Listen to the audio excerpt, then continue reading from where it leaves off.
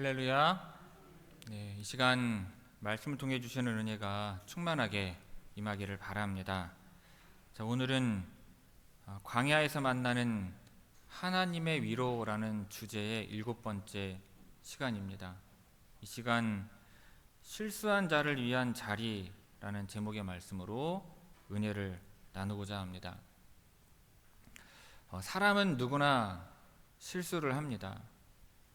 누구나 잘못을 저지르고 때론 의도하지 않았던 일을 겪게 됩니다. 그런데 실수가 작을 때는 그저 웃으며 넘어갈 수 있지만 어떤 실수는 우리의 마음을 무겁게 짓누릅니다. 혹시 이런 경험이 없으신지요?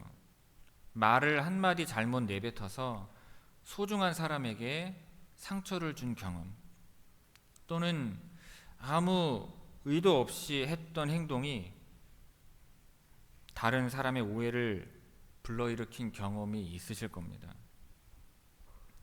이 상담 관련한 모임을 하다 보면은요, 자기 얘기를 할 수 있는 시간들이 있습니다. 한 분은 오랜 친구와 단지 작은 오해 하나 때문에 몇 년째 말을 나누지 못했다고 했습니다. 자신이 생각할 땐 별일이 아니었는데 상대방에겐 큰 상처가 되었던 것입니다. 문득 그 일이 생각날 때마다 마음이 아프고 죄책감이 들어서 친구의 얼굴을 볼 용기가 나지 않는다는 것입니다. 그러면서 이렇게 덧붙였습니다. 솔직히 사과할 용기도 나지 않습니다. 그냥 피하고 싶어요. 마주치지 않고 그냥 이대로 지냈으면 좋겠습니다. 또한 자매는 회사에서 큰 실수를 한 뒤로 삶이 완전히 달라졌다고 했습니다. 원치 않았던 실수 하나가 꼬리를 물어 직장 동료들의 차가운 시선을 받기 시작했습니다. 처음에는 괜찮다고 위로해주던 동료들도 뒤에서 수군거렸고 점점 자신이 사무실에서 투명인간처럼 느껴졌습니다. 하루하루가 숨막히고 아침에 눈을 뜨면 회사에 가기가 너무 싫어서 눈물이 났다고 했습니다. 결국 아무도 자기를 모르는 곳으로 도망치고 싶은 마음이 간절했다는 것입니다. 그런 상황이 되면 우리는 숨고 싶어집니다. 마치 어린아이 때 혼이 나면 방 한쪽 구석이나 옷장 같은 곳에 숨었던 것처럼 어른이 되어도 우리는 마음 깊은 곳에 숨을 곳을 찾게 됩니다. 하지만 현실에서 숨을 곳은 찾기란 쉽지 않죠. 가족에게조차 내 마음을 솔직히 털어놓기 어렵고 친한 친구도 내 마음을 완전히 이해하지 못한다는 것을 느낍니다. 한 번 실수하면 돌이킬 수 없는 낙인이 찍히는 것 같아 두렵습니다. 그래서 우리는 자신의 실수를 감추고 자신의 잘못을 숨기고 혼자 해결하려고 애씁니다. 그런데 그러다 보면 어느새 우리는 지쳐버리고 도망칠 곳이 없다고 생각하며 절망하게 되는 것입니다. 어쩌면 우리 중 누군가는 오늘 이 순간에 그러한 마음으로 이 자리에 왔을지도 모릅니다. 정말 내가 숨을 곳이 있을까? 정말 나 같은 사람도 다시 시작할 수 있을까? 이러한 물음표를 마음속에 품고 있을지도 모릅니다. 오늘 말씀은 그러한 마음으로 살아가는 우리를 위한 이야기입니다. 실수로 인해 절망하고 도망치고 싶고 숨고 싶은 마음을 가진 우리에게 하나님께서 준비하신 이야기가 있는 것입니다. 여러분의 이야기일 수 있고요, 제 이야기일 수 있으며 지금 이 시대를 살아가는 많은 사람의 이야기일 수 있습니다. 이스라엘 백성들이 광야에서의 긴 여정을 마치고 가나안 땅 앞에 섰습니다. 수많은 고난과 시험을 거쳐 마침내 약속의 땅, 꿈꾸던 그 땅이 눈앞에 있었어요. 이제 강 하나만 건너면 하나님께서 주시기로 약속하신 그 땅에 들어가게 됩니다. 백성들은 기대에 부풀었을 거예요. 각 지파마다 자기들의 땅이 정해지고 어디에 정착할지 결정되는 중요한 순간이었습니다. 이런 상황에서요, 하나님께서 모세에게 뜻밖의 지시를 내리십니다. 모두가 기쁨과 기대에 부풀어 있는데 하나님께서 갑자기 특별한 명령 하나를 주세요. 그것은 바로 특별한 도시를 만드는 일이었습니다. 뜻하지 않게 사람을 죽인 이들이 도망쳐 와서 숨을 수 있는 장소였어요. 당시 고대 사회에서 사람을 죽인 자는 그 피해자의 가족이나 친척이 직접 보복할 수 있는 권리를 가지고 있었습니다. 생명을 빼앗으면 생명으로 갚아야 하는 시대였기 때문이에요. 그런데 문제는 일부러가 아니라 정말 원치 않게 사고로 인해서 사람을 죽인 경우였습니다. 실수로 벌어진 일인데도 보복자가 찾아와서 생명을 요구하면 그는 그대로 죽임을 당할 수밖에 없었습니다. 그런 사람들의 절박한 상황을 하나님은 너무나 잘 아셨습니다.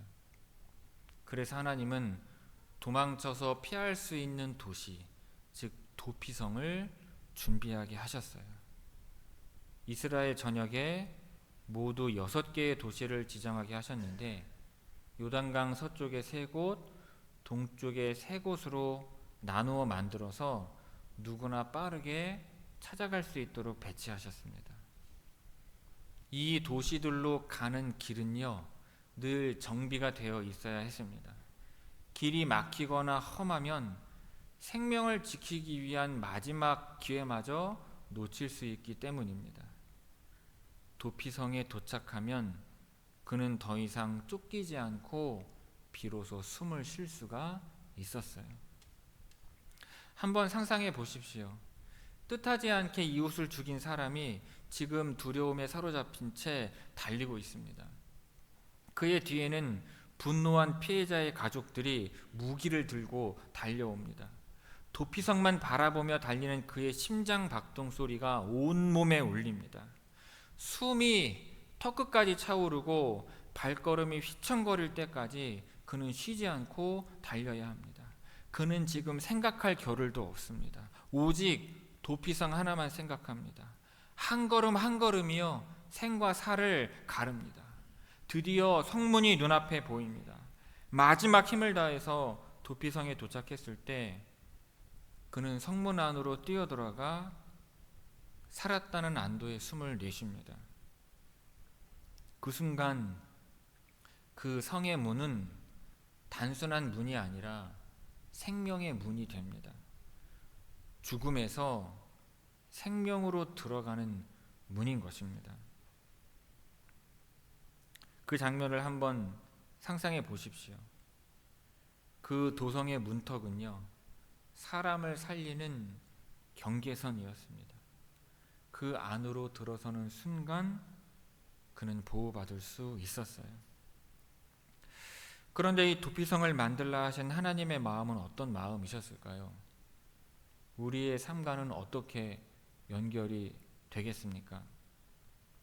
이 질문을 품고서 말씀의 더 깊은 의미를 찾아보려고 합니다.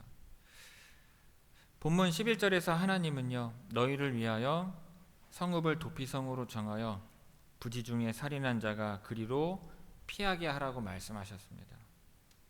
여기서 중요한 것은 부지 중에입니다.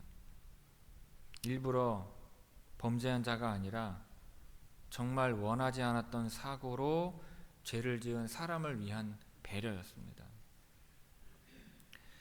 율법을 흔히 떠올릴 때에요, 많은 사람들이 떠올리는 이미지는 엄격함입니다. 법을 어기면 즉시 벌을 받고 한 번 실수하면 돌이킬 수 없는 그러한 냉정함을 떠올립니다.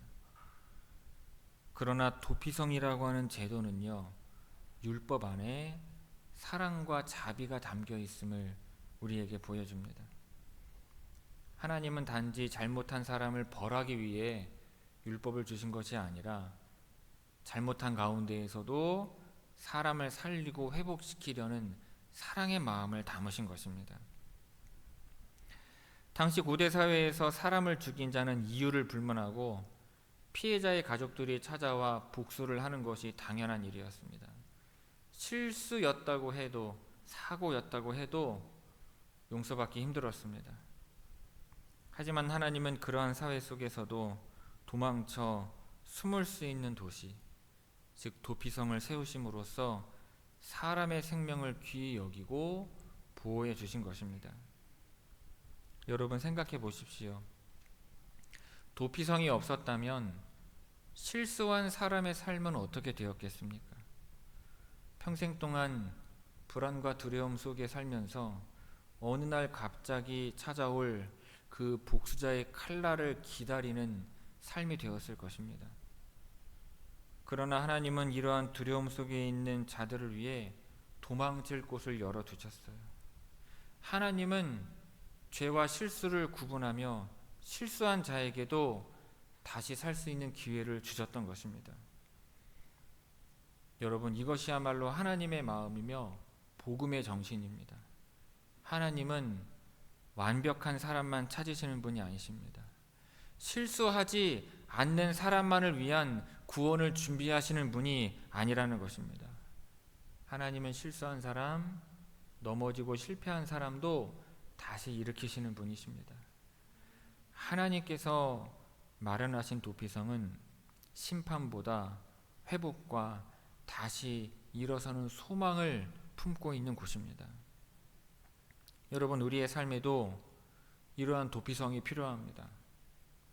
한 번의 실수로 인해서 영원히 회복되지 못하는 인생이 아니라 다시 기회를 얻고 회복할 수 있는 길이 우리에게도 열려야 하는 것입니다. 그리고 하나님은 우리 모두가 그러한 은혜를 경험하기를 원하십니다. 그렇다면 과연 우리의 삶에서 도피성은 무엇이겠습니까?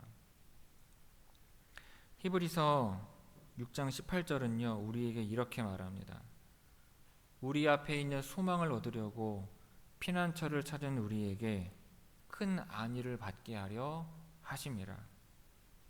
이 말씀에서 피난처는 바로 예수 그리스도를 의미합니다. 그런데 왜 예수님이 우리에게 피난처이자 도피성이 되시는 걸까요? 단지 우리가 잘못을 저지르고 죄책감을 느낄 때 막연히 용서받았다는 느낌을 얻으려는 게 아닙니다. 예수님은 실제로 우리의 삶 속에서 생과 사가 갈리는 순간마다 찾아오셔서 우리를 보호하시고 회복시키시기 때문입니다. 한 번은 가늠하다 현장에서 붙잡힌 여인이 예수님 앞에 끌려왔습니다. 당시 율법으로 이 여인은 죽임을 당해야 했습니다. 그녀 앞에는 분노한 사람들의 눈빛과 손에는 돌멩이가 들려 있었고 그녀 뒤에는 도망칠 곳도 숨을 곳도 없는 막다른 길이 놓여 있었습니다. 그 순간 예수님이 나타나셔서 사람들을 향해 말씀하시죠. 너희 중에 죄 없는 자가 먼저 돌로 치라. 이 한마디에 모든 사람들이 돌을 내려놓고 떠났습니다. 예수님이 바로 그 여인의 도피성이 되셨던 것입니다. 그녀는 예수님 앞에서 비로소 숨을 쉬었고 예수님의 말씀을 통해 다시 살아갈 힘을 얻은 것입니다. 또한 성경은 수가성의 한 여인 이야기를 들려줍니다. 이 여인은 5번이나 결혼하고 이혼을 반복하면서 마을 사람들의 수근거림과 따가운 은총을 피해 한낮에 혼자 우물가를 찾아야 했습니다. 그녀는 그렇게 숨었지만 그 마음은 여전히 도망칠 곳이 없었어요. 그런 그녀가 그날 우물가에서 만난 분이 예수님이셨습니다. 예수님은 그 누구도 이해하려고 하지 않았던 그 여인의 마음 깊숙이 들어가세요. 그래서 그 여인의 가장 깊고 어두운 상처를 드러내셨지만 놀랍게도 그녀를 비난하거나 정죄하지 않으셨습니다. 오히려 예수님은 그녀의 메마른 마음에 생명의 물을 주셨고 더 이상 숨을 필요 없는 안전한 도피성이 되어주셨습니다. 예수님을 만난 여인은요, 두려움과 부끄러움 대신에 기쁨과 담대함을 얻어서 오히려 마을로 달려가 자신을 피했던 사람들에게 예수님을 전했습니다. 이 이야기들은 우리에게 아주 중요한 사실을 말해줍니다. 예수님은 우리의 가장 어둡고 부끄러운 죄와 실수를 마주하시는 분이라는 것입니다. 주님은 우리가 더 이상 피하지 않고 숨지 않아도 되도록 우리의 가장 약한 곳, 가장 부끄러운 곳까지 찾아오시는 곳입니다. 그리고 우리를 품으시고 우리를 다시 살리시는 것입니다. 때로 우리는 예수님께 나오는 걸 주저합니다. 나 같은 사람도 정말 괜찮을까? 내 잘못이 너무 커서 용서받지 못하면 어쩌지? 하는 두려움이 우리를 주저하게 만듭니다. 하지만 기억하시기를 바랍니다. 예수님의 도피성은 우리의 잘못이 얼마나 큰지, 얼마나 자주 실수했는지 상관없이 언제나 문이 열려 있는 것입니다. 예수님 안에서는 과거의 죄책감과 상처가 더 이상 우리를 지배하지 못합니다. 주님은 우리의 마음 가장 아픈 상처와 가장 큰 실패마저도 조용히 어루만지시고 회복시켜 주시는 분이시기 때문입니다. 여러분, 예수님께 나아가는 사람들은 비로소 숨을 쉽니다. 예수님 앞에서 우리는 마음을 열고 다시 시작할 수 있는 용기를 얻습니다. 주님은 망가진 우리의 삶을 세밀하게 고쳐주시고 다시 걸을 수 있는 힘을 주십니다. 우리의 가장 어두운 그 인생의 페이지를 찢어내어 주시고 새롭게 시작할 수 있는 새 페이지를 열어주시는 분이신 것입니다. 이것이 바로 예수 그리스도께서 우리에게 주시는 복음이며 진정한 위로입니다. 우리를 품으시는 예수님의 품이요, 세상에서 가장 안전한 도피성이며 지금도 이 도피성의 문은 여러분 한 사람 한 사람을 위해서 활짝 열려 있음을 믿으시기를 바랍니다. 그런데 여기에서 우리는 한 가지 더 기억을 해야 합니다. 예수님이 우리 삶의 도피성이라는 것을 안다면 우리가 속한 공동체도 이 도피성의 역할을 해야 한다는 것입니다. 교회와 가정이 바로 그 역할을 해야 합니다. 예수님이 도피성이라는 사실은요, 단지 개인적인 위로로 그치는 것이 아닙니다.